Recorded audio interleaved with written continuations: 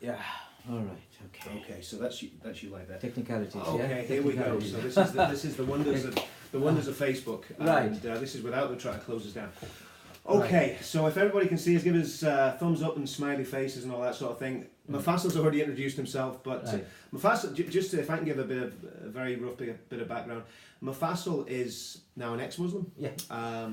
Mufassal was described to me by a Pakistani ex-Muslim as the Pope of Bangladesh, which I don't know whether he takes that as a compliment or an insult, but it was basically saying that he was very, very high up in the Islamic faith. Mm-hmm. So, and we just lost connection here. Should we do it from my mobile rather? Yeah. Can you do it from your mobile? Yeah, I can. But here I can see that. Yeah. Let's do it from yours. So we just log out of everything then. Log out of everything and Okay. apologies, and you're coming back. Yeah. Comfortable. So we'll just do it from your phone then. Yes. Yeah, yes, that's fine. log 'Cause I wasn't sure whether are you Log back? Has your ban been lifted, Mufassal? No. 20 more days to go. All right. Okay. Because I ain't got a clue what my password is. Oh, really? Yeah. Right. Have you got another account? Oh, well. Hold on. How can I find the password? I tell you what. You don't remember your password? It could be. You're telling the world you're still live. Oh yeah. Okay. Let's No, you don't want the world to know your password. You got a different account. Let's go with a different account. Okay. Because it would. Uh-huh. Now we're live again. That's working again. Are we live again? This is ridiculous, isn't it? Yeah. Well. Okay. Yeah. I think we're just gonna. Okay. Hold on. Hold on. Yeah, because we're gonna log in as you, aren't we? Okay. This is ridiculous, isn't it? Yeah. Well. Okay. Hold on. Okay. Let's put it this way. Can we hold it here and see whether it gets better? Can we do it that way? Or Or you you just saying? pull the. I think is it better connection here? For some reason we are having connection problem here. Let's see. No. No, that's okay. Let's just rotate the phone. That should be- Okay. All right. Something like that. Okay. Wait. Oops. Right. Are we in? Right. I think we're in. I think we're in. We are in. Yeah. After huge technical difficulties, I think we're just going to start completely again. Mm-hmm. If anybody is still out there, which I can understand everybody clearing off and going and watching Coronation Street, which will be totally fine. Coronation Street. Well, maybe not Coronation Street. I think Emmerdale or something like that. This time. Not that I would ever watch those programs, of course. Here with Mufassal, we're going to talk tonight about fascism and the different forms of fascism. As we all know, there's a program being broadcast on ITV tonight that's going to make all sorts of false allegations about the movement against the Islamification of the UK, and we really want to counter a few of those myths that are going to be put out tonight about what a fascist is and what a fascist isn't. And I think if we start, because Mufassal has some inside knowledge of this, if we start with groups like Unite Against Fascism, Stand Up to Racism, and these sort of groups that all sound very, very noble. And they sound, Sorry. yeah, that's wow. They sound very noble. There's a big dog out there that wanted to eat me last time I was around here. They all sound very noble. Oh, we've got some thumbs up, so I think there's some people in there. Mm-hmm. They all sound very noble and they all sound very, very good.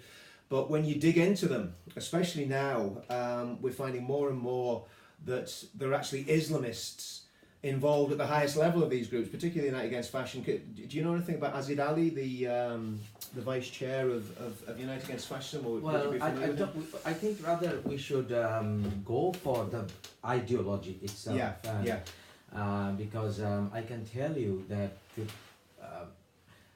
ultra-Islamists, that's the term I usually use, they have infiltrated all of these so-called unities against fascism in the name of fascism. And rather, many of them are fascists themselves. Well, this is the thing I wanted to get to very quickly, because obviously we're not going to mention people's names specifically, because obviously that can possibly get into a bit of hot water. Mm. But we know for a fact that at the highest levels in organisations like UAF and Stand Up to Racism, there are Islamists, yes. which we would call Islamofascists. Yes. These are people And what's the agenda of those people at the highest level in Well, those groups? I will say about the second one that you mentioned. That has people there. Stand Up to Racism. Yes, they have people there who follow a doctrine which is in fact behind Islamism around the world. It is very difficult to trace their background, to check their background, and to connect them with these hardline doctrines unless you can really dig deep into the theology and theocracy itself. Very difficult. For example, if you just Google some of the names and Wikipedia comes up, it will be impossible for you to connect those organizations, institutions to Islamist lineage unless you check into the background of the founders of those mother organizations. And those mother organizations have produced individuals who are sometimes brought up here in the UK. In fact, they are products of those forefathers of present-day Islamic State movement. And how do you know that, Mufassal? Is that do you know these people personally? Well, a few of them, yes. You know them. Yes. So you know the backgrounds. You know the organisations. And we're talking about groups like Jamaat al-Islami. Yes. We're talking about the Muslim Brotherhood. Talking about Muslim Council of Britain. The Muslim Council of Britain, which is really, is as far as I Well, understand it, they're is fed off Muslim Yes, Brotherhood of and course. Jamaat al-Islami And Muslim Aid, and Muslim Aid and Of course, the Islamic one Relief. in Europe that I can never remember the name of, the Islamic Relief, and Islamic Forum of Europe. Islamic Forum of Yes, Europe. they're So- all So together. these groups are basically to the core Islamist groups. So they're working with a group called Stand Up to Racism, and the irony of this is that they are the most racist and fascist groups that we could probably see anywhere in Western Europe.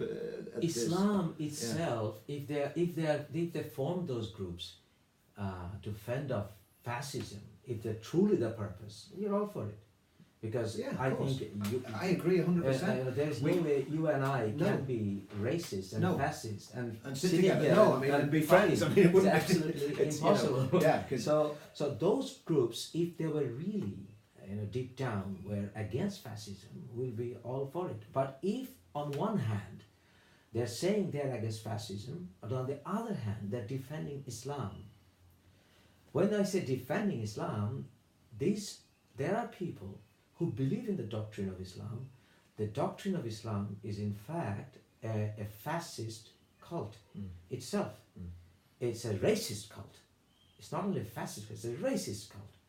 Islam is a racist cult. Muhammad himself was fairer in skin.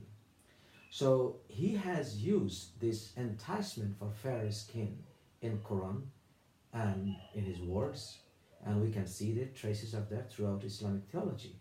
For example, in Quran, the word whore as huriya, these words, if you talk about virgins, 72 virgins hereafter, not the raisins, the virgins. Yes, yeah. That's a stupid concoction of raisin. Now, if you think about the hurs of Quran, if you read Surah 55, that means chapter 55, verse 72, you will read the description of a whore or virgin hereafter has fairer skin.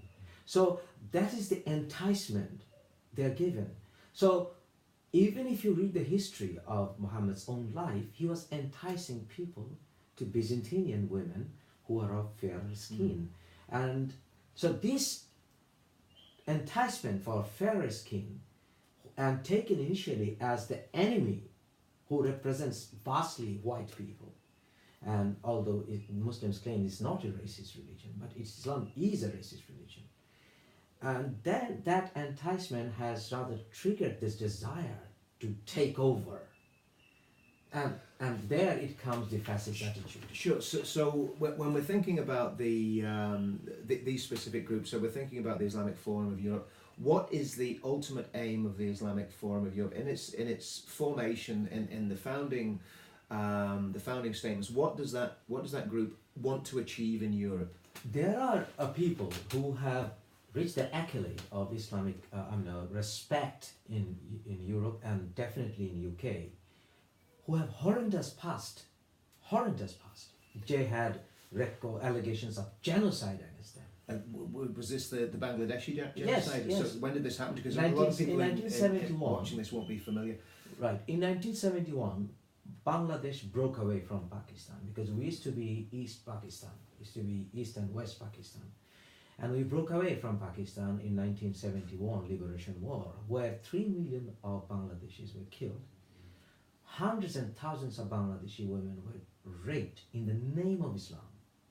In the name of Islam? In the name of Islam. Because those who were the main orchestrators of the massacre, which had started in the dead of night in March, end of March, one of the leaders who ordered, the army officer ordered to carry out this attack, said we have to make them Muslims first.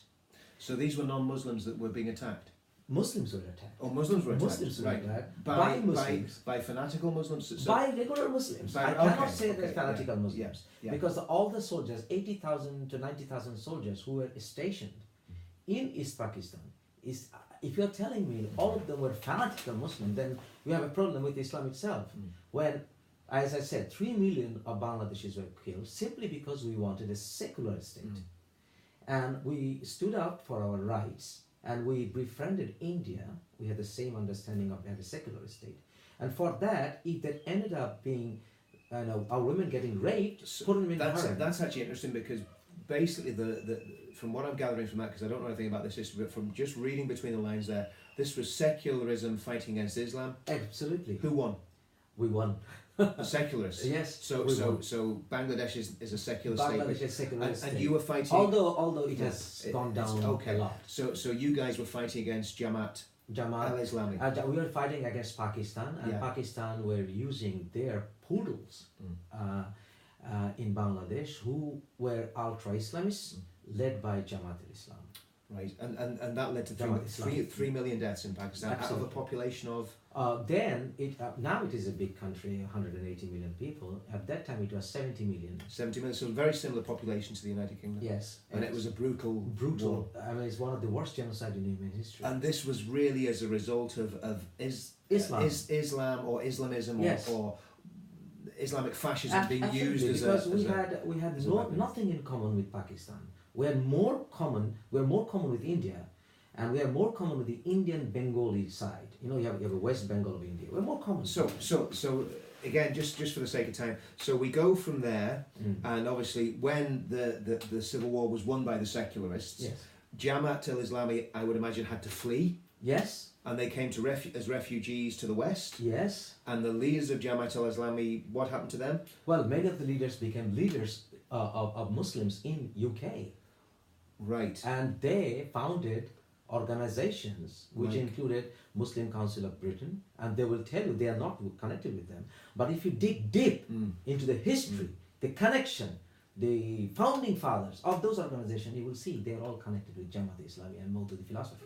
Right, and Jamaat al-Islami is this absolutely fascist political party that has Islam at its very, very core. Course, it wants a caliphate, right? Of course, yes, 100%. And I mean, I think this is the thing, the great danger here, that if we miss the fact that there are people in these groups that want to enforce a caliphate globally, right the way around, this is a fascist ideology. They want to enforce the caliphate. So people in Jamaat al-Islami, we're not talking about all Muslims here by any means, and we've got to keep stressing that, right? Yeah, Jamaat al-Islami, I'm getting used to the terminology, because and the Muslim Brotherhood would both have that ideology that they want to see a caliphate, they want to see a global rule of the Islamic State. The Muslim Brotherhood of India, of Egypt, has said that they have moderated, and they don't believe in Islamist fascism and all that. They say that, recent years. But if you read the history of Ikhwan Muslimin, Muslim Brotherhood, then Maududi, Saudi Arabia, founding history of Medina University, if you read the history of Islamic Bank, if you read the history of Rabit al-Islami, the Saudi sponsored or OIC sponsored organizations like, as I say, Islamic Development Bank and all that, you will see they are all connected with this desire of ultimately establishing Islam as a caliphate. And to prove that, you need to see who was the first man who was the recipient of the King Faisal Award by Saudi Arabia, the highest award. It was Maulana Maududi, and his Maulana Maududi's letter of receiving the award when he was in fact Could you very quickly tell the people who Maududi is and what his doctrine was, because people won't be familiar with him. And Okay. English people will not have a clue who this man Okay, is. now let me finish with that. Yeah. That Maududi, in fact, was the first recipient, and in his reception letter, when he was receiving the award, he was not present at the reception ceremony, but the letter, in fact, referred to Islamic Caliphate. So Maududi is an Islamic scholar. He's dead anyway, late 70s, I think, as far as I remember, 78 or 79, he passed away. So Maududi, Abu Ala Maududi, he was born in India, and he formed the organization, political party, Jamaat-e-Islami, which is the biggest political party in the world, and that influenced Sayyid Qutb. That's the biggest political party in the world. Biggest Islamic political party in the world. Wow. Yes. And they have branches. How many people would be members of Millions. Millions. They have supporters in Bangladesh, India, Pakistan, Sri Lanka. But Indian Jamaat Islam have they started taking Hindu and non-Muslim activists within their party, because they had to secularize, because the Indian constitution stands for secularism. And so does that mean the Indian version is a different? Indian version, I would say, more moderate. But Sri Lanka, they're all connected. They're all connected. I was amazed to find out, because I used to know them very well, that Bangladeshi Jamaat Islam would have connection with Sri Lankan Jamaat Islam, and Sri Lankan Jamaat Islam would have connection with other Jamaat Islams around the world. And Islamic Forum of Europe, they have spread all over. And Islamic Forum also took roots in America, in North America, and in South Africa. So Islamic Forum of Europe is a Jamaat. Of course. It's controlled by Jamaat. 100%. They are connected with. If people still watching, I don't know whether people are out there. If you're out there, give us some thumbs up so that we know that you can see this, because we're not sure whether this is actually working or not. I think it's working. If people are watching this, we're gonna obviously cut this and post it as a video. But the Islamic Forum of Europe. Yes. Is controlled by an Islamic fascist organization, political party. Behind the veil, yes. So if you see the Islamic Forum of Europe, just be very aware that it's controlled by Islamic fascists. 100%. Okay. Right, now I'm ready to debate with any of the Islamic Forum of Europe leaders. Okay. The other thing, so we've got the Islamic Forum of Europe controlling the Muslim Council of Britain, and we've got, I mean, as I said, in a clandestine way. So it's buried, it's hidden. You absolutely. You've got to dig deep to find this. Dig deep, okay. Yes. And also Muslim Brotherhood are involved with the exactly. With the Islamic Forum of Europe. With the Islamic Forum of Europe and the Muslim Council of Britain. And the Muslim Council of Britain is also working, as I said, in the background. So could we say that people in the Muslim Council of Britain, in the senior positions in the Muslim Council of Britain, have direct connections with Jamaat al-Islami and the Muslim, have roots, and the Muslim Brotherhood. 100% they have roots, yes. Right. So when you see spokesmen on the television speaking for the Muslim Council of Britain, it's very, very highly likely that they're being influenced by this ideology. Of course. And the thing about the Muslim Council of Britain has been hugely influential. It's ebbed and flowed. They seem to fall out of favour and they come back into favour, right? I think they're coming back into favour at the minute with government and that sort of thing. So I'm not surprised, but this is really appalling. Yeah, really appalling when they control 400 mosques, and I can vouch that I have been to many of their mosques, not only in England but all over the world. They have connections with mosque in Portugal. They have connections in mosque in South Korea. They have connections in South Africa. They have connections in America. They have connections in Canada, in Montreal, in Toronto. This is the Muslim Brotherhood. No, Jamaat al-Islam. Jamaat al-Islami Yes, and yes. the Muslim Brotherhood. And Islamic Yeah. Forum. And Islamic Forum, yeah. Yes. So all these groups seem to be interchangeable, and it's a very, it's like an onion. The more you peel back, the more you actually start discovering, Absolutely. and the more you look at people, you Absolutely. can, if you dig carefully enough, you can actually find the information on these people. We're not going to name them because obviously neither of us have got the money to defend a defamation case. But I don't care. You sue okay, he's for got a defamation. well, I've got nothing anyway, so it doesn't Exactly. matter. I don't worry about defamation.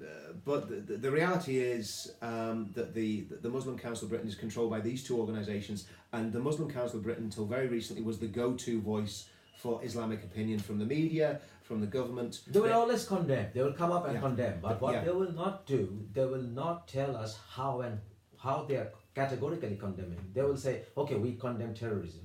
But if you condemn terrorism, then my question is, can you explain how theologically you condemn the terrorist act? They will not do that. They can't do that. And also, where are their offices? Where were they born? The premises.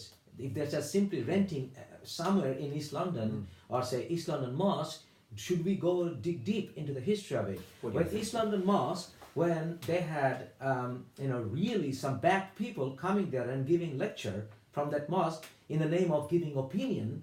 For example, Awlaki, he was there in East London Mosque. Just to explain again to people who Awlaki was a terrorist, someone who was caught for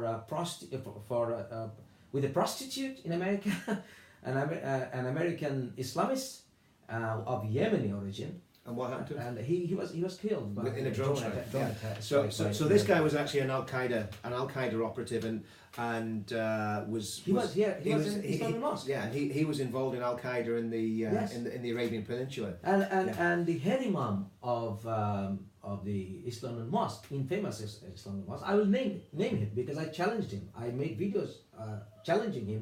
I wrote emails to East London Mosque to explain, because he was asked in one of the programs where we have video footage to confirm that what does he say about apostates and atheists in Bangladesh, and he said, use your hands. If you the Prophet said, if you want to stop something which is against, which is not right, or not right means against Islam, you have to use your hand first. Use your hand. So violence. Well, use your hand. What does it mean? Why do you?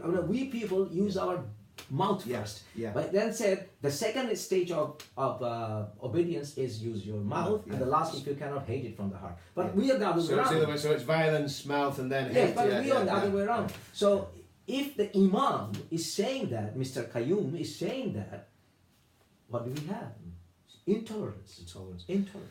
So basically, and to get back to the first point, we've gone a long way around this, but it's important to put the context because it is very complicated working out who all these groups are, and it takes a long time to dig into this. And I've done it, and obviously you know. And because you lived it. charity organizations. Yeah, sure. Yeah, absolutely. Well, all these charity Yeah. organizations, Muslim Aid, or seriously questionable. We know the past of Muslim Aid. Yeah. Islamic Relief. Who are the people behind Islamic Relief? Do we have questionable issues with Islamic Relief? Yes. Of course we do.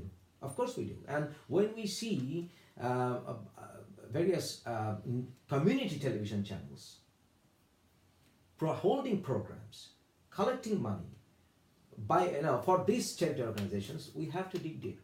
Okay, so let's get back onto this. What we started with was the organisations that are called things like Unite Against Fascism, Stand Up to Racism. We know, because you don't have to dig too deep. You can find the names of these people. You can find that there are Muslim Muslim Council of Britain people involved I know about the latter part, Yeah. one bit more Yeah. than the first one Yeah. that you just mentioned. Stand Up to Racism. Yes, There's Muslim Council of Britain. that is something we have to. Sorry about that. I believe that the treasurer of the Muslim Council of Britain is also vice chair of Stand Up to Racism. We talked about him the other day. So the reality is that these very intolerant strains of Islam are right at the heart of these anti-fascist organisations. And in fact, They're fascists themselves. they're fascists themselves. I mean, that's what a Daily Telegraph reporter named one of these gentlemen, and named him as an Islamic fascist. I believe there was a defamation case was taken by the man that was named, and the man lost the case. So the reality is that these groups are totally compromised. So they're saying they're against fascism, but really what they're trying to do is silence any criticism of Islam. Against Islam. And this comes on to the point that we want to make when we're talking about... What is Islam, Richard? What is Islam?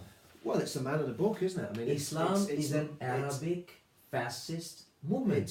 It's Muhammad and his Yes, it's a fascist movement, Arabic fascist movement. Anything Muhammad did is an Arabic man did. And Muhammad, in the name of his sunnah, or ways of the Prophet, whatever he did is considered sunnah, or Muslims should follow. Because Atiyallah Rasul, as the Quran says, we have to follow Allah and his Prophet. So how do you follow? Muslims copycat everything Muhammad did. So what everything Muhammad did is in many ways an Arabic man's ways of life. So it is an Arabic fascist cultural movement. So if you want to have Islam as a religion, you are having in fact a fascist political movement. And if you're telling me you are standing up against fascism, defending Islam, sorry, you have some cuckoo. And I think this is a really important point that we're coming to here, because I'm totally against racism. Mufassil's against racism. We're different colours, and we're sitting here and we have great fun and we have meals together. We are not racists. So that is absurd. It's absurd to call us racist. So if absurd. someone's standing up against racism, we want to stand with you. But when it comes to a religion and standing against a religious ideology should not have preferential treatment. No. Because it should be able to be examined with reason and logic, and people should be able to look at that and decide for themselves whether they want to follow it or not, and there must be no threat and no intimidation. And what's happening with these groups, when they cry Islamophobia, what's happening is they're basically telling us that we cannot criticise that religion. Any other religion can be criticised. Atheism can be criticised. Any political ideology can be criticised. But you must not criticise Islam, or else, first of all, you're going to be vilified in the press and in the media. Your credibility will be Your attacked. credibility will be attacked. You'll be destroyed. You might lose your job. And then if it gets really serious and you upset enough people, well, you might have someone kicking your door in with an AK-47. Now, that's the fact. that is fascism. That is Absolutely. fascism. There is no such thing as Islamophobia. It is an absolute myth created by Islamists. It's as simple as that. Now, We have said many times, Richard, on all of our talks that you and I will be the first people to defend any Muslim under attack. absolutely. It's in our mission We statement. love Muslims Absolutely. as much as we like Absolutely. a Christian or atheist. Absolutely. But we hate the disease. Exactly. It's a disease. Exactly. Islam so, is a disease. So basically, You have to love them to get them out of it. so what we've got to do is find out where the line is drawn, because there is an extreme right. We're not going to make an excuse for the extreme right, and this is where the waters get muddy. I think of Tommy Robinson. Tommy Robinson is vilified as extreme right. Tommy Robinson is not an extreme right winger. Tommy Robinson, like myself and Mufassil, has a problem with Islam, with the doctrines of Islam, with the teaching of Islam. He has a problem with that, and because of that, he is branded a racist, a bigot, a hater, and it's a completely unfair caricature of the man. Well, as far as Tommy goes, I haven't dug much deep into his past, but I heard that he had some questionable past. But he's a young man. He has progressed. I'm seeing him now. Well, life is a learning process, and I think Tommy is heading the right direction. I think at so the too, moment. and, Yes. and he should be encouraged. And he should be He should be encouraged. And we encouraged. should all be putting our heads together, and To if try we and really find- have differences, you see, we can And to try and work. find a peaceful Common solution. ground, yes. And let's be honest, we've all done things in the past that Of we're course, ashamed of. of All of course, us, you of know. course. And I would be the first one to put my hand up and admit, you know, Oh, yes. don't go digging in my closet, because there's a lot of nasty things there that, Yeah. that you know, like with everybody.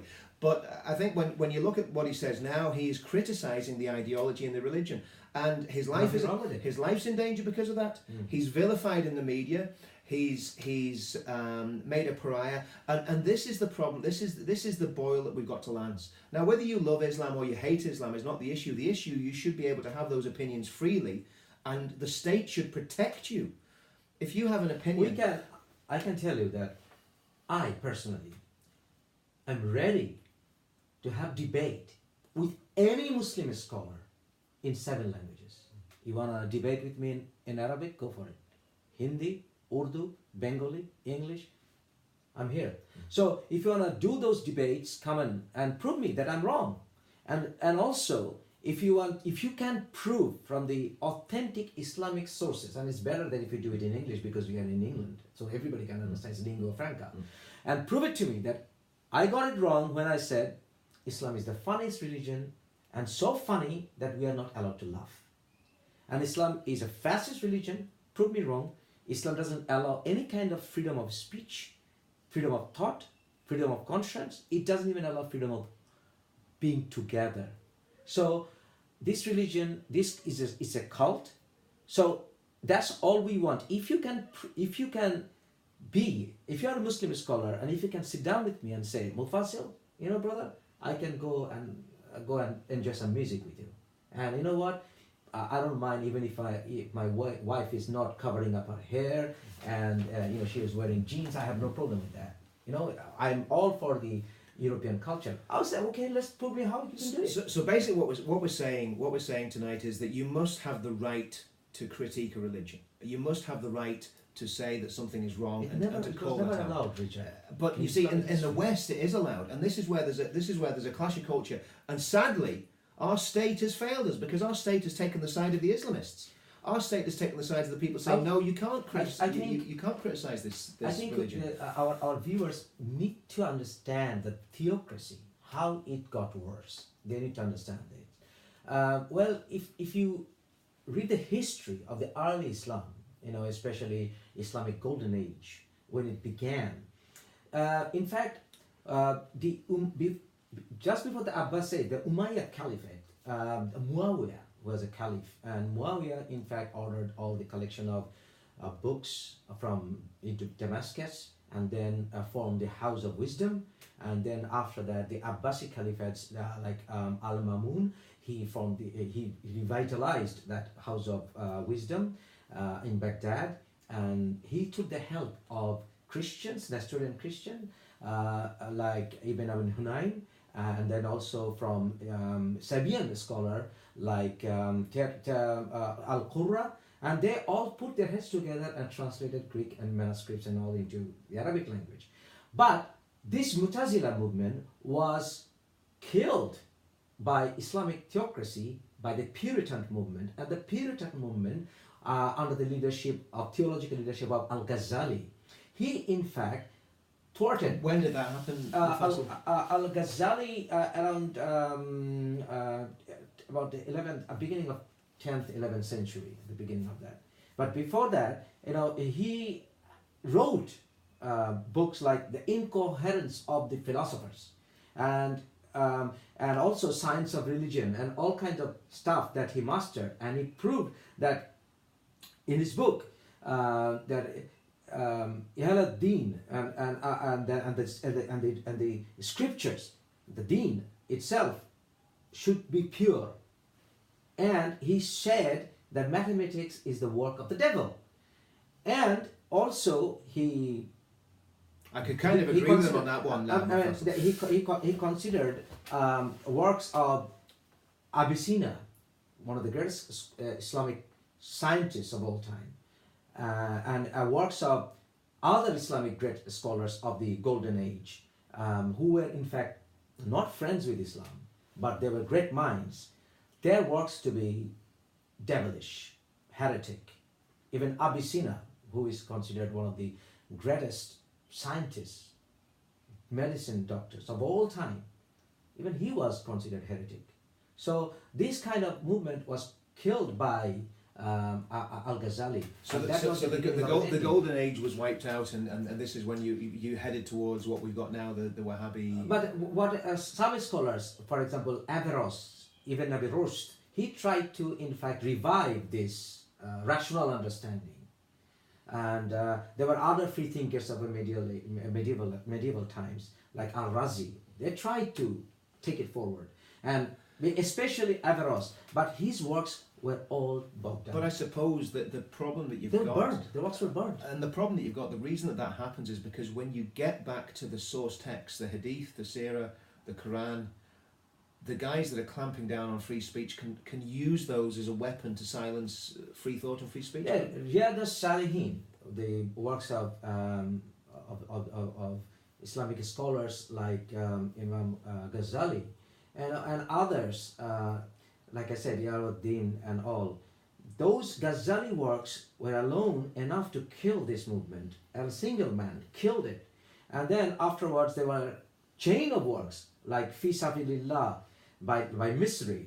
And then you have Jamaat Islami's founder Maududi, Jihad Fi Sabilillah, and all that killed this understanding of rational engagement to understand Islam. And this and is that killed it. basically fundamentalist or And now literalism. question is why? Because Puritan Islam is a stronger Islam. That is the original Islam. And the other Islams like Mutazila movement, Al-Razi, or Ibn Sina, Al-Biruni, Farabi, those are apologetic Islamic movement. And So, they're all so in basically the problem goes right the way back to the source. Absolutely. Right the way back. Okay, so we've talked about this this idea of the intolerance of Islam. We've talked about how it's affecting freedom of speech in the UK and how the state isn't protecting people who are speaking out. Yes. And really the people that speak out are heroes. I mean, they are heroes for freedom of speech. It's as simple as that. If somebody is willing to put their life on the line to criticise something that they think is wrong, that is not bigoted. It is not a phobia. It is not extreme right-wing an extreme right-wing doctrine. It is basically standing for freedom and for democracy and freedom of speech. And those people should actually be saluted and not vilified and not destroyed. Let's look at the real far right, because we've looked at the people who are accused of being far right, who are people who are critical of Islam. And if to be critical of Islam far right. is to be called far right, Yeah. then I'm far right, and I'm not far right. I mean, But you know, yes, but there are extreme far right. there are extreme. That's what there I look are at. people who have stole your religion let's, as well. Exactly. Let's have a look at that. We want to look at the idea of the false far right and the real far right. Criticizing a religion does not make you far right. If somebody criticizes, Mufassal criticizes Christianity, Oh, yeah. and we have great fun debating it, and it's good crack. And one day he'll know the truth. One day he will be more rational. But you see, we can laugh about it Exactly. without calling each other names, without calling each other fascists, without calling each other right wing. We can criticize each other's beliefs or lack of belief, and we can do it in a rational manner. Now, this is the big problem with Islam. You cannot do that. You cannot criticize it without being called all sorts of horrendous names, at least, and then obviously there's a lot of other things can come with that. So the real far right, and this is where we've got to see the subtlety of this, and I've always said from the beginning of this, we're walking a tightrope, because the tightrope is this: you must be allowed to criticize any ideology or doctrine freely. Yeah. But when that moves over and you start criticizing individual people or groups of people, or threatening those groups of people, or calling them derogatory names, that is when you have crossed the line, as far as I'm concerned, into becoming a bigot. So if I'm saying something terrible about Muslim people as a general group, to me that is bigotry, because you've crossed the line. You've moved from looking at the doctrine to looking at the You people can group. criticize. I think you should be able to criticize a community. You should be able to, as long as you do not bring it out as pouring out hate. Yeah. You know, you can criticize. For example, you can criticize Muslims are failing in standing up more against terrorism. You can criticize that, but that doesn't mean I'm pouring out hate against them. Yes, this is the difference. You know. Getting back. Yeah, we'll wait till we. What's happening there? We should be getting back. Yes, soon. Yeah. It's It was okay so we're- far. Yeah, we're back. We're back. Okay. Yeah. Sorry about that little intermission there. As I said, we should Yeah. be able to criticize a community or any group even, but that doesn't mean that. Well, of course, because if you criticised the Nazis in Nazi Germany, that was quite, that was okay to do that. It was Yeah, okay but to that doesn't criticise mean that we hate them. No. We don't That's- hate any human. No, that's Not the whole impossible. point. That's That's the whole absurd. And Muslims form almost 25% of the global population. It's absurd we hate It's them. ludicrous. Ridiculous. And the other thing, it's ludicrous to try and foment a race war with them. I mean, because Ridiculous. Muslims are white as well. yeah, it's ludicrous. I mean, there is no you know, I said one, but what color is Islam? Islam is not a color; it's a belief. But Islam, as I said, although they are a white Muslim, Islam is a racist religion. Absolutely, it's a racist religion. If anybody can prove me otherwise, well, racist towards who? Islam is racist against non-Arabs. Islam is racist. I mean, you can say that the Prophet said no Arab is superior than any Arab. No non-Arab is superior than any Arab. There's a common saying. They can say all that, but that's not the truth. That is not the truth. That is not proven in history. That is not proven throughout what we have seen in the past. That's not proven. Because if you are saying that whatever the Prophet did, I have to do that, you're picking up Arabic culture. So if you can't say that Mufassir, you should dress up that way because this is the Prophet's way. You should eat date. It is Sunnah. I will say, come on, I'm not an Arabic man. So you see, it is clandestine implementation of the Arabic fascist culture. Okay. Yeah. And also, it is a racist religion when it comes to color, because it says even in heaven, the people who will be will be sinners. Their faces will be dark, and those people who will be they will be having bright face. Well, you have a better chance. Yeah. right. That's really comforting. Yeah. And also, Muhammad himself, in fact, made mockery of black people. Because there are examples in hadith. So I think that the reality is, let's get to the stage where we can criticize a religion without hating the people that follow it. Yes. We can even criticize the behavior of a group of people. Yes. Without hating the people that follow it. Of course. And so you can be very critical, but still love and care for the people that you're criticizing. Why do we criticize? We want to help them. Yes. We have to, because they're. I mean, what's your passion is to help people. You're saying, yes, yeah, that's what to help people come out of Islam and. Yes, to come. Well, my passion is to come out, bring them out of any religion, including yours. Well, yes. But the present problem of the world is Islamic theocracy. And Islamic theocracy and Islam are not different terminologies. They are the same, because Islam is a political movement. Why don't we get it in our head? So what do we do with groups? What do we do with groups on the right who go too far, who are fascist, who are racist, who are Nazis and have got a Nazi past? Obviously, that is causing problem. Yes. Now. That's in fact harming our movement. It's harming our movement. So we would say anybody that's a Nazi. Actually, these Nazis have probably got more in common with the Islamists than anybody else, because they have the same sort of ideology. Yeah. Are we getting back on? We should be back on. It's a good talk. We should be back on. We should be back. Any second now. When this is all done, will it be in one piece, or will it be chopped up into? It'll be in one piece. Yeah, so that's okay. So we can just put it up as one video there. Yeah, we should be one piece. My girlfriend's mom had a stroke last night, so she's in teethers also. Is she in hospital? Yeah. Mother. Yeah. Yeah. She's fighting death. Oh, for goodness sake. 76 years old. So. Bad time, Yeah. And she can't go home, Bangladesh. She can't go to Bangladesh. No. She cannot go No. to Bangladesh. Dying mom can't go. Yeah. What has this religion done? Exactly. She can't go to, because she come out of religion of Islam. Exactly. The mother's out of religion as well. Exactly. Out of Islam. Yeah. You see, Yeah. she can't go. Well, I was saying this to someone when I was coming down in the car. Was it they were saying, it's preposterous that you can't change your religion. It's absolutely ludicrous. Yes. I mean, you forget about changing. You cannot question it. Yeah. I mean, the Quran says you can't question it. You see, when I came to faith in Christ, I mean, I had a miraculous experience. When I came to faith in Christ, I believed in evolution. I still believe in evolution. I didn't throw my brains away when I became a Christian. You believe in a talking snake. Yeah, but you see, the thing about it is, Mufassal, you see, we are stuck. We're stuck. What should we do? That's a shame, because we need to continue on with this, because we need to get to the far right. Yes, we will go into far right. We have come to the main point. This is the whole point of what we're trying to do. Should we finish and then restart the second segment? I think so. Yeah, because we're making people to wait too long, huh? Yeah. Finish? Yeah. Okay, and then second segment, yeah. Yeah, Part 2. yeah. So, Finish. yeah. Okay. That's going to blow some people's minds, you know. Oh, They will yeah. never have heard of that stuff we've talked about. Yeah. They will be completely, absolutely. Your mobile. Okay. Your mobile has frozen. Oh, okay. Should we switch it on and off again? Or?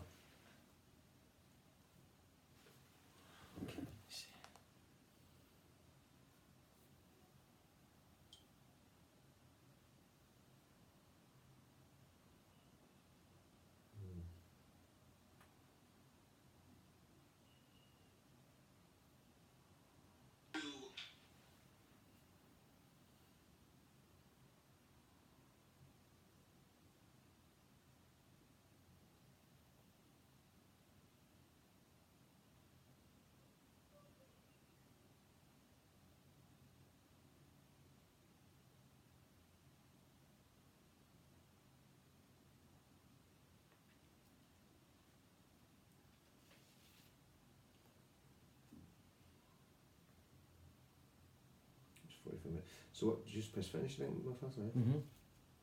That doesn't seem to. Well, I switch it on and off. You think? See if that works. Huh? Let's switch it on and off. I don't think we had too many viewers there, did we? No, we do. Do we? Mm-hmm. We do.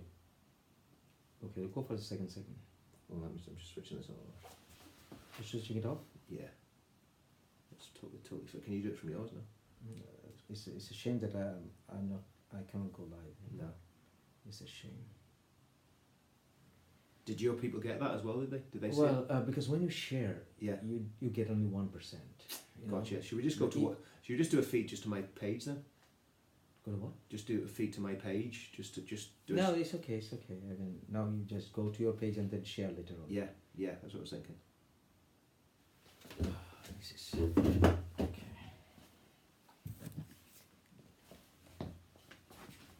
So, Tony called this morning.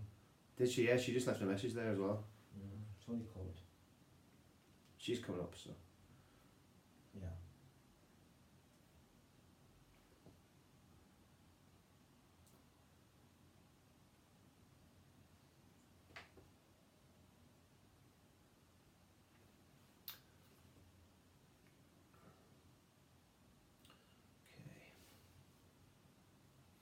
Okay. Should we go live again? Yeah.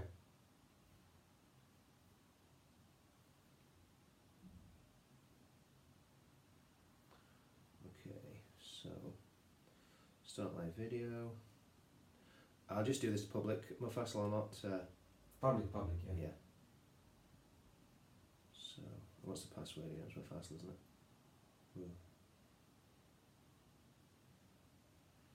Yeah. Bad connection. Rob, are you?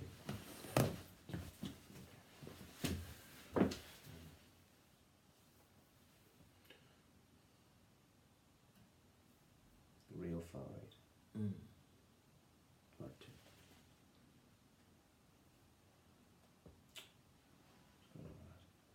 It's gone again? Just gone back time. Oh, hold on. No, I think that's it. Okay, so, are we live? Did you put part down? Part 2? Want to do part 2?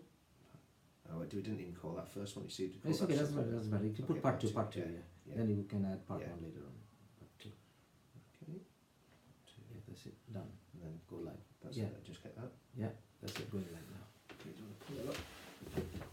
Okay, guys, we are Here we live go. again. Let's just get that in there. Okay. Oh. Very bad. Does it still- Okay, that's alright. There we go. Sorry, guys. Connection was bad. Right. Okay. What were we? We're talking about. Yeah, we're talking now about the real far right. We've established that criticising a religion is not far right. That even criticising a group of people in a respectful way is not far right either. No. But let's define what is far right. And I think if it's discriminating against anyone on the grounds of their ethnicity, would you agree? Well, it depends on which perspective we are talking about. But yes, of course, in that common sense, yes. Yeah, that would be a The common sense, yes. and also inciting violence or hatred against a group of people because of the colour of the skin or If the you think religion that they is follow. extreme far right. Yeah. Extreme. Yeah, this is what we're talking about. Talking about extremes. Yeah, again. you know, when we are Yeah. meaning far right, you mean extreme far right. I want to talk about extreme far right. Yeah, I Yes. mean, I mean, I think we've got to get to define. We've lost the connection again. Very disappointing. It's very bad. Very disappointing. It's a shame because it's the good stuff. Yeah, very, very disappointing. Very disappointing. Anyway, we got that on your iPhone, Yes, your iPad. You should be able to. Got it? it's on the iPad. Yeah, the iPad's It has recording. come back? No, it's not come back. The iPad's recording. Bad connection. You could have. I think the better thing would have been if we logged in from my mobile. You know. Yeah. That The could problem be is I don't. better. I generally don't know my Password. passwords, which I'm just logged in all the time, so I don't know a password. You can find it out from your Can you? Facebook. Oh, can you? How do you do that? Go into settings. But didn't ask you what is your present password. What to get the setting? Yeah. No, that's difficult. That's a difficult thing. Well, you're not Do you know? Could we? Why don't we just shoot it to video and then upload it? Would that be the easier way to do it? You could do it, yeah. You could do it. That's probably an easy way of doing it. You could So do I'll it. just finish that, will I? And then you have to edit it anyway. The iPad Yeah. one. Yeah. Yeah. Right. Okay. Ending live video. Okay, that's it. Just didn't. Okay. Okay. I need to delete that, otherwise people get wasting time. Yeah. there. Okay. So how do I delete that? Go back. Finish. Oh, Finish. yeah. Your camera is getting frozen. I don't know why.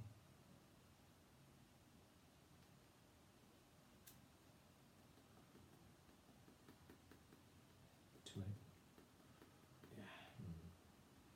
Don't let me open. You see. Ooh. Man. I wonder how much memory I've got left. I could never delete it. Oh my goodness. So is that all? Are they closing down all those? Or Yeah, no? I need to close it down because that's why it's freezing up. Yeah. Okay. Oh my goodness. So they'll close. Now now? go. Are they Yeah, all closed? now go for Facebook again. So I work now. Yeah, now it'll be okay. So we're going to go live again. Do you think that was what was freezing it? That was freezing it. Yes. We should be okay now. Go to your page. Yeah. Just go live. Yeah, live. On your page. Yeah, now you go live. You should be okay now. Yeah. You want to do it now? Title it later, maybe. Yeah. Part 2. Just put part 2. That's it. Part 2. That's it. Yeah.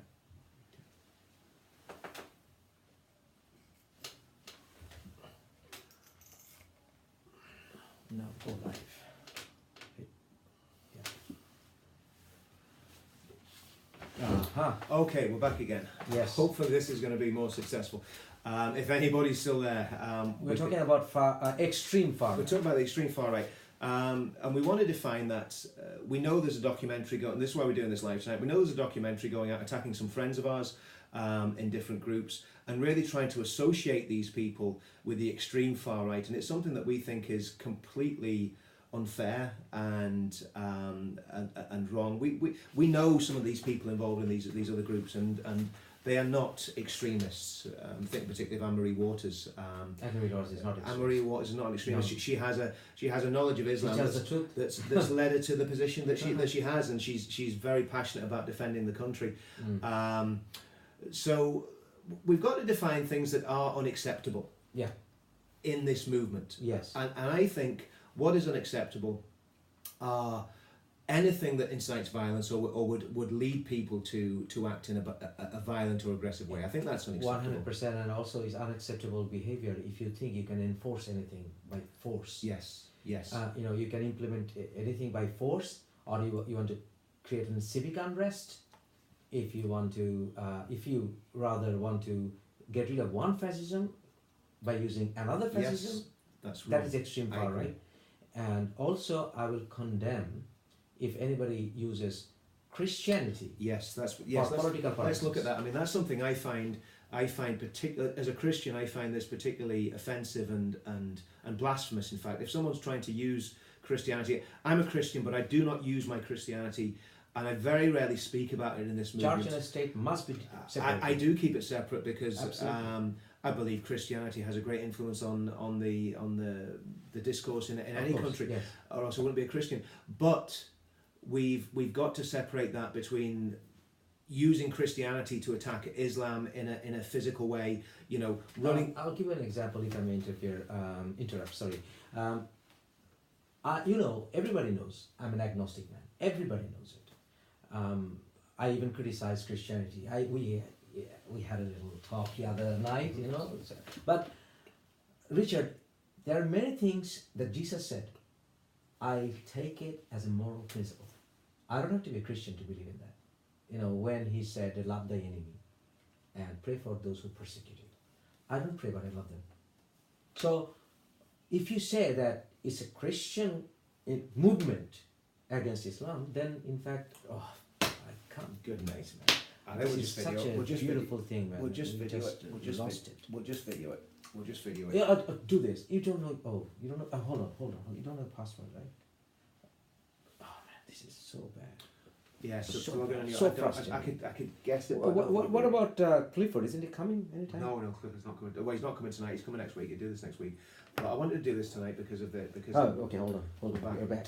I don't think anyone's going to be. Well, okay. I'm sorry, guys. We are having a bit of problem. Problems with the wireless connection. But wireless the reason we connection, want but- to do this tonight is because of this program that's going out. Because Yeah, we want, apologize for that. we want apologize. to really put the program in context, Yeah. particularly in context. I don't even know what's the program. Well, the program is basically it's an attack on as far as I know. Again, the program hasn't been broadcast, so we don't know exactly the content of it.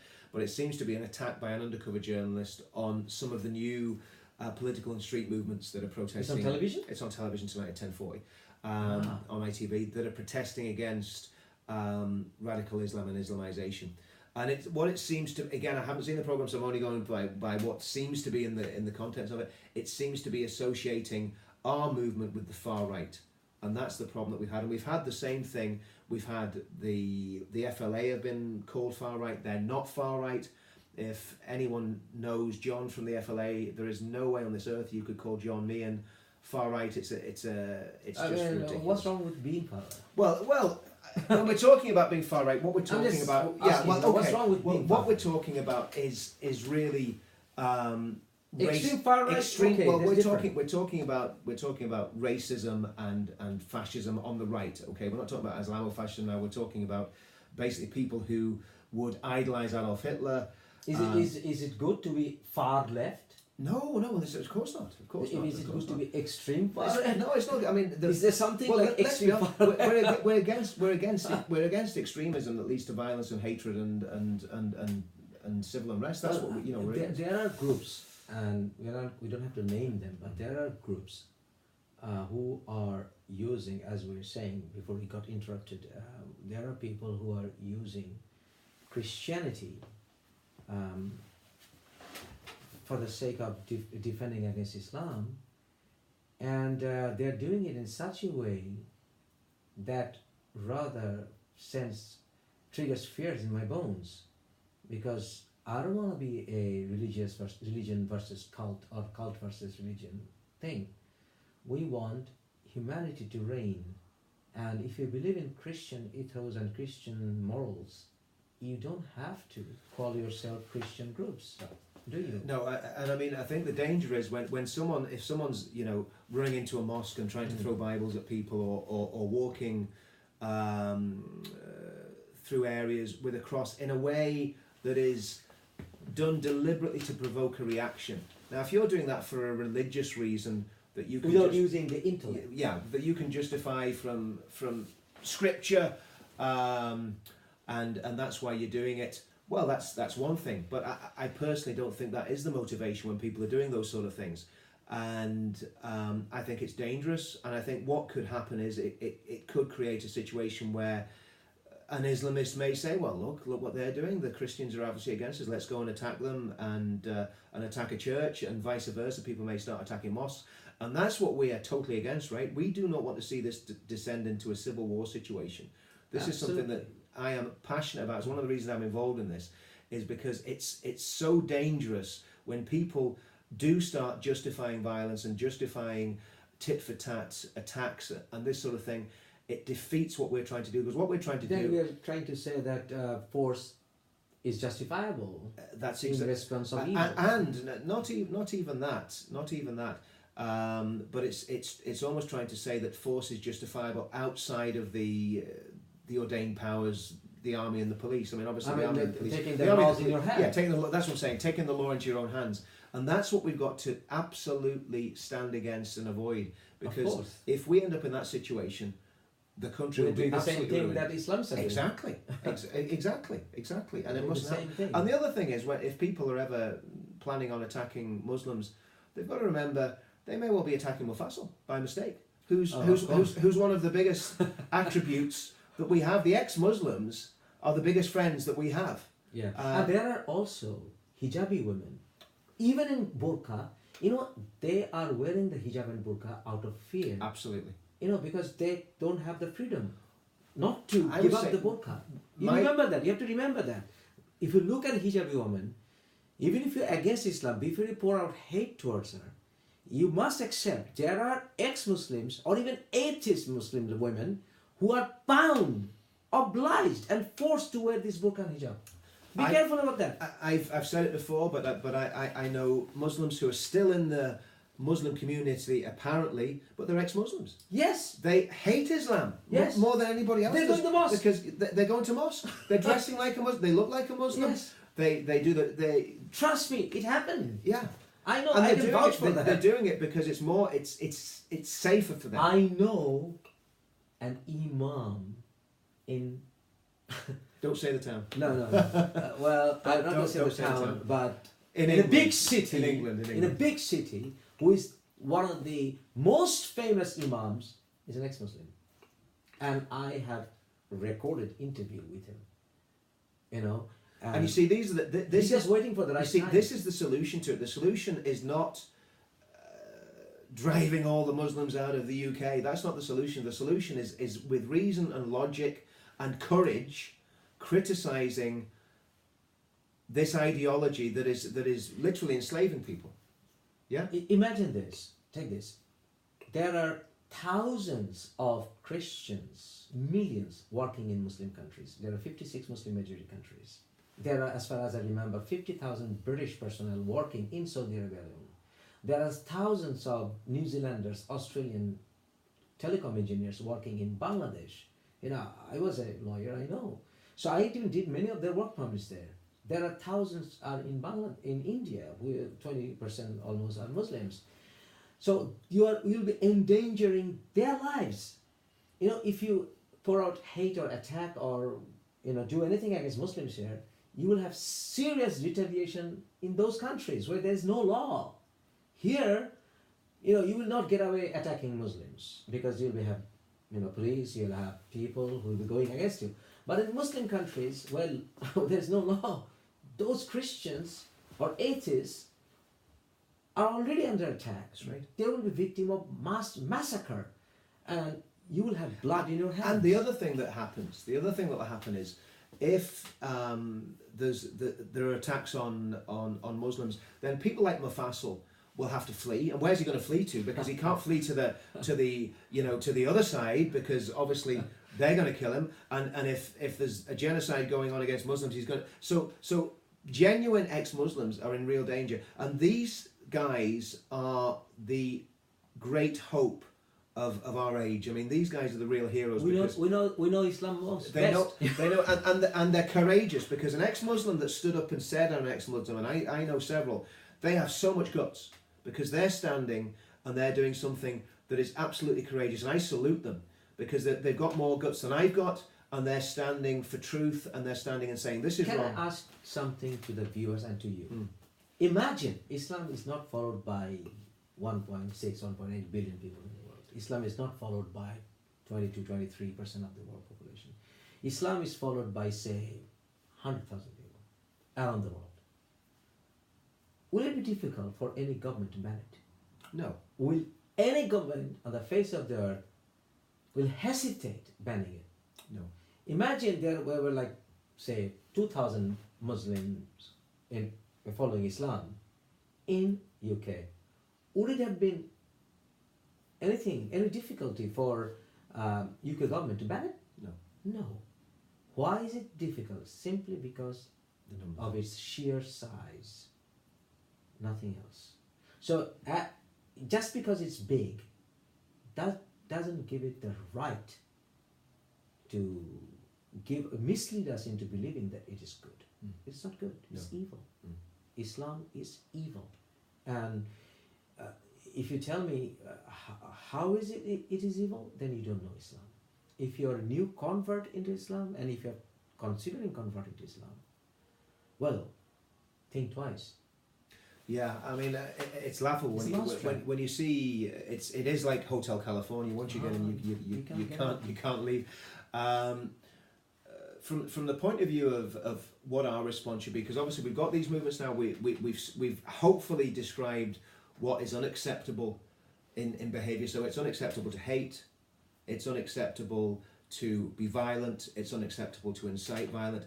It's unacceptable to. Sorry, I'd have to interrupt because I have a kettle on, and if Fred is there, I need to switch it off. Okay. All right, I beg your pardon. Give me 1 minute. Yeah, You've got to. yeah, because I need to stop that. Okay, later. I'll be right back. So it's unacceptable to hate Muslims. It's unacceptable to act violently towards them. That should go without saying, and I think it does in the majority of the movement. And we've got to make those points very, very clear. So what we've got to do is fight the ideology boldly, but love the people that are trapped in that ideology. And when I talk to ex-Muslims, whether they become Christians or whether they're atheists or agnostics, I find people that have had a great weight lifted off the shoulders. But also I find people that have got a lot of baggage that they need to deal with, and they need to be encouraged and they need to be treated compassionately, because they've come out of something that's very, very oppressive and very, very restrictive on their lives. And to see them coming out and building new lives, they really, really need our help. It's okay. Sorry. Mufassal's back. They really need our help and support. I was just saying to Cameron Mufassal that the help and support that ex-Muslims need, because you've come out something that's been very heavy for a long, long time, and you found this freedom, whether you've come to a different faith or whether you've come to atheism or Can I tell this to my Christian friends, Christian missionary friends? If you have all the freedom to preach Christianity, Jesus is love. Although I'm not a Christian, as you all know, I'm a critic of Christianity. But if you really have the desire to preach Christianity, learn them as a human being first. Don't say that, has he converted to Christianity, before you help them. Yeah. You have to show them the real love of humanity. Then let them think, where is this love coming from? Because Jesus said that you will know my followers by the love you see in them. So show that first, because I did approach many of the Christian leaders, even in Northern Ireland, asking for help for ex-Muslims.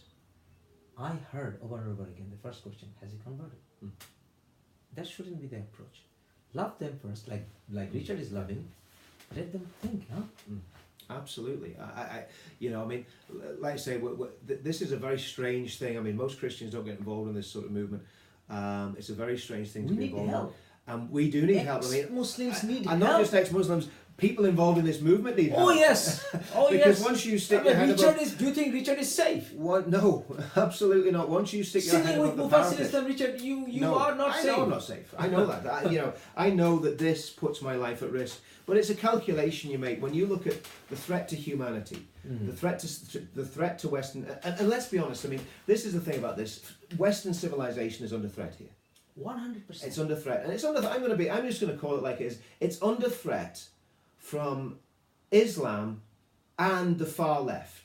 Yes. We talk about the right. The right is actually not a major threat in the world today. It really isn't. No. I mean, I despise Nazis and people that idolise Adolf Hitler. Who doesn't? I think you're absolute pillocks. If you're watching this and you idolise Adolf Hitler, you are a stupid imbecile. But you're not really a threat to Western civilization, because there's not enough of you to be stupid enough to believe that. But what there is enough of is radical Islam and the extreme hard left. and that is the big danger to Western civilization today. Definitely. And that's what we're really fighting against. Yes, we despise the far right. But give us the total freedom of speech. Give us the total guarantee of security. Total guarantee of security. That Mufasil, you can go and hold programs anywhere in UK. Yeah. And you can walk past any mosque. You can walk into any city where significant number of Muslims are there in the UK. I will have no problem. And the other thing is that the government, impossible. the government deserves criticism in this as well, because the government is failing to protect people. It's not because there is not intent there. It's just people haven't been in the wrong place at the wrong time. That Mufasil is Mufasil. You got threatened outside a mosque in East London. Of course. You know, when you're over there for medical treatment. Yes. So people like Mufasil should be protected. He should have armed bodyguards. If the state cannot stop Islamists and radical Muslims attacking people because they criticize religion or because they leave the religion, then the state is failing, and the state really needs to examine itself and take a long hard look at itself and stop pandering to the extremists and start protecting ex-Muslims. That's very, very important. Let me tell you what they want to achieve. For example, me, by killing me, what they want to achieve. They want to achieve, so by killing me is this, that we have killed Mufasil. He was the most outspoken one. He had proven track record of being a Muslim, because most of the time we say he was never a Muslim. I was a Muslim, no question about that. You cannot question that. When I even was a guest of honor in Medina University in Saudi Arabia, the shops, owners started flocking around me when I was in Medina, the Prophet's Mosque. And, there are pictures, videos to prove that I was addressing Muslim crowds as a Muslim preacher and debating for Islam. When I was on Islam TV in London, when I was writing for Sharia. So they cannot question those, they cannot challenge those. So they want to kill me. If they can kill me, and nobody spoke out like me when he has such a proven track record, and spoken out like this, debated with Muslim scholars already. So this has started a new era. And if they can kill me, you will not get someone like me. I'm sorry to say, I might sound a braggart. You will not get someone like me speaking on like this for a good few years in the future. So if the government are watching this, send bodyguards to Mufasil to protect him, because he needs state protection, because he's having death threats. He's having people. I mean, this is in the UK in the 21st century. Mufasil is having death threats for two reasons. First of all, because he left a religion. That's it. I mean, that would be enough to kill him. The fact that he left Islam because of his position, that would be enough to kill him. But secondly, because he's now a critic of Islam, and he's using logic and reason and historical textual criticism to basically pull down Islam and attack Islam. For those two reasons, he is under death threat. Now, in a free society, that should not happen. So it's a shame. Well, it means that Britain's no longer free. No, it's not. And it's no longer free. It's not. It's no longer free because of Islam. Now, why am I still in Britain? I have friends who are telling me, come to Canada, come to US, it's better. I said, no, this is my country. I took an oath almost 2 decades ago that I will not let this country down. The trust I was placed in my hand. I'm alone. All my relatives live in America. I'm alone here. And why should I have to leave this country? I made an informed decision. I didn't come here for money. And I come from a very affluent family. I come from a well-educated family. I could have earned much more even I was in Bangladesh as a brilliant lawyer. But I settled here because I loved the freedom. I can see that freedom eroding. That's right. And I don't want to see that. And this is why we've got to act now. And when I say act now, we've got to act politically. We've got to act using media. We've got to act by getting people on the streets to protest against the Islamization of the UK. Peaceful protest. Peaceful. Listen, everything we do must be peaceful. It must be democratic. It must be within the law wherever possible. Obviously, if laws are passed to stop freedom of speech, well, we've got to keep speaking. And if you don't love Muslim, you're not our friend. Yes, absolutely right. I mean, the biggest friends we have are, like I say, people like Mufasil, ex-Muslims, and even the people that Mufasil mentioned earlier, people who dress as Muslims, they behave like Muslims, but they're not really Muslims Because they're afraid, many of them. they're in chains. Yes. They're in a bondage. Absolutely. And a big thing in this movement should be setting those people free. Yeah. Setting people free from something that binds them in chains. And you see, this is where the How can it hypocrisy. do that? This is where the hypocrisy Yes. of organisations like Unite Against Fascism, which I would call out as one of the most fascist organisations in the United Kingdom, because you shut down people who are exercising their freedom of speech. You are fascists. You are disgusting fascists. You stop people speaking out against a religion that is binding people in chains, and that is fascism. Plain and simple. Islam as a religion does not have the right to be preached. Now you can say me, why? You know why? Because it doesn't allow others to preach. And if you tell me that you deserve the right to preach, then prove it to us that you also respect our right to criticize and even mock your religion. Simple as that. Which you would never allow. Exactly. I mean, it's ludicrous. If somebody... Can you allow a law which says that you should not, you should not speak out against the law? What kind of law is that? Yeah. But Islam is such a law. And of It's a course, law, but Sharia. what's happening with this false charge of Islamophobia, because a phobia, am I right in thinking a phobia is an irrational fear? Yeah. Well, being afraid of something that wants to kill you for criticising it is not irrational. That's perfectly rational. Goodness. A man 1400 years ago, who is probably turning in his grave by now, but that man ordered his followers to kill me. And I don't have the right to be afraid. I don't even have the right to criticize that man, mock that man. What kind of age are we living in? So if you ask me, Mufassir, are you afraid of Islam as a cult? I would say, of course I am. I'm sorry, doesn't matter what you say, if I see someone, a bearded man knocking on my door, I'll be afraid, man. I'm honest with you, I'll be afraid. Yeah, sure. And it used to be that, but I will be loving him as a human being, but I will be afraid. Unless the bearded man is me, yes, Mufassir, right. yeah. But a man with Islamic garb, Yeah. with a burqa woman, Yeah. and knocking on my door for whatever reason, I will be afraid. agree. But I Yeah. will not. I will try to control myself and still ask him, with taking up all my precautions, how can I help you? But if someone now knocks on my door, he can be a nice man, absolutely nice. But I will have fear in my bones. Absolutely.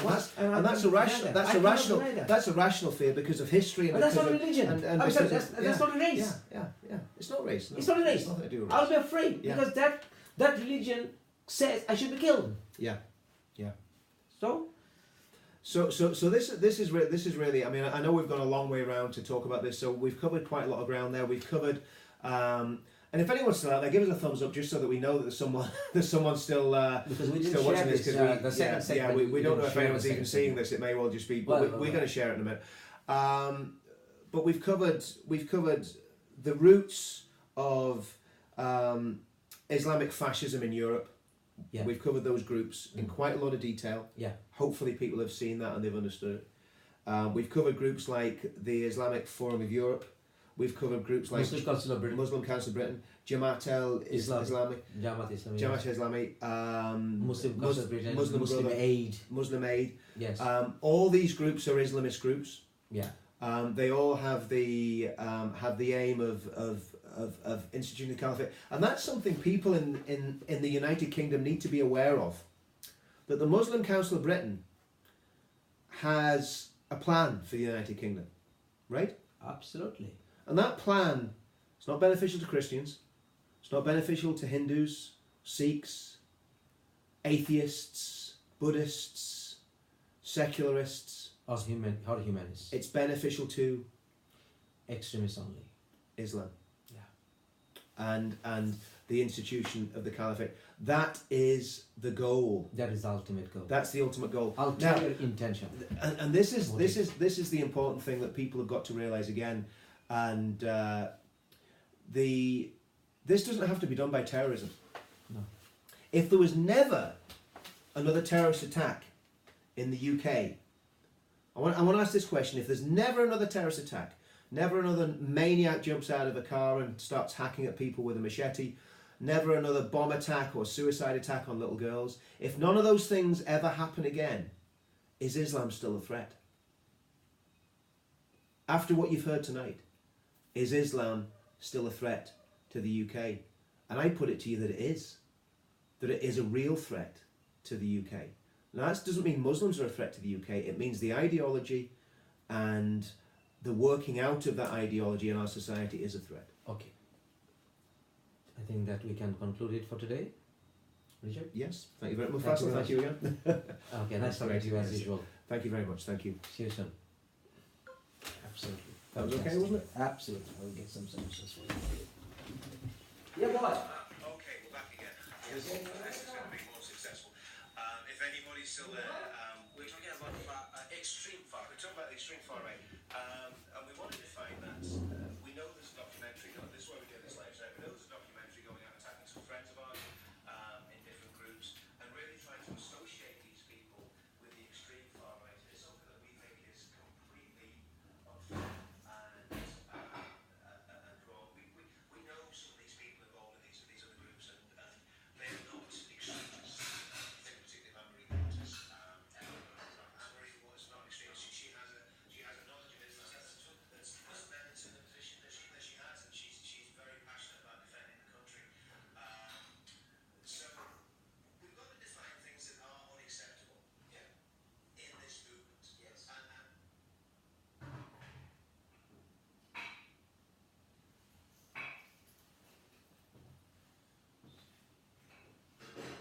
yes, hopefully this is going to be more successful. If anyone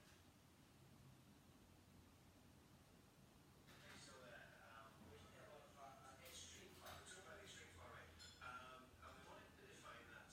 We know there's a documentary going. This is why we do this live show. We know there's a documentary going on attacking some friends of ours in different groups. Do you know who is at the film, Richard? Yes, Anne-Marie Waters. Now there's a group called. There's a group called. Fred, stop it. I'm going to keep waiting, but Fred has been a little. I'm not nervous about those, but Fred is just so big. Sure. Shit. That's it. No sugar for you, huh? No thanks for the fast one. She's very passionate about defending. They are attacking Anne-Marie Waters, isn't it? Yeah, they're having to go at Anne-Marie Waters. Oh, please. So we've got to define They want to kill all movements. Huh? Oh yeah.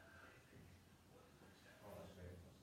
Oh yes, they're trying to kill us. I mean, you know. Anything that we say, I guess it's not. Do you know what? That's there is so much going on. It is oh, lovely. Thank you. Bless you.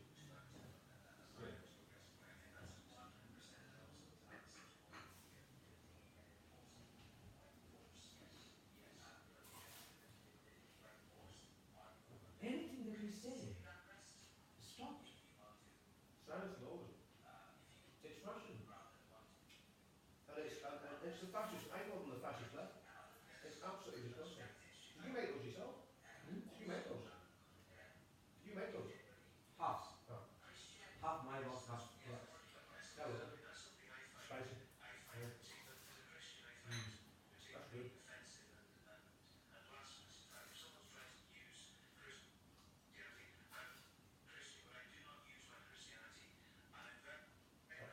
That's great. Now, what is that? Is that recorded like that? It's not good. If you are doing live video, Yeah. it should be okay from tomorrow. Yeah. Then things will. Yeah, forgot to pay the bill.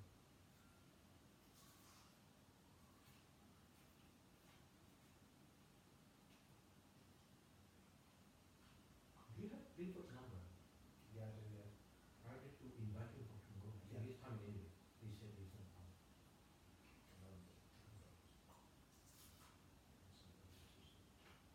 Clifford's a really good guy. He's a total. I mean, Clifford is totally committed to the cause. Not arguing. He's more against the IRA than he would be in our thing, but he's a totally committed man. Like, I mean, he's making films to expose the IRA. If you are against IRA, you are against Islam as well. Absolutely. Exactly. It's the same idea. All the same. The fascist. You know. But it's.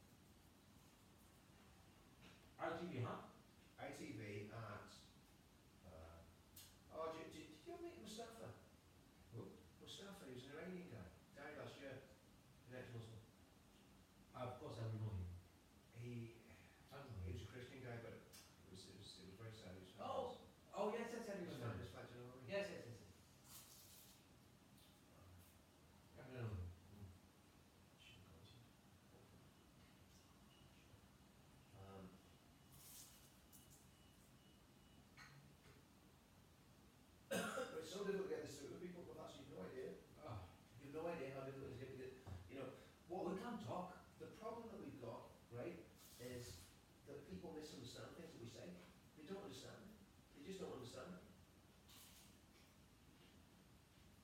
No. How can we make it any clearer? They're brainwashed. Unless the politicians are bright, Oh, they are. I'm convinced. all these politicians Well, are being bright. You were in the House of Lords with the Muslim delegation. What were they talking about? You be sure they were talking about votes and money. Islam has spread like a malware virus. Yeah.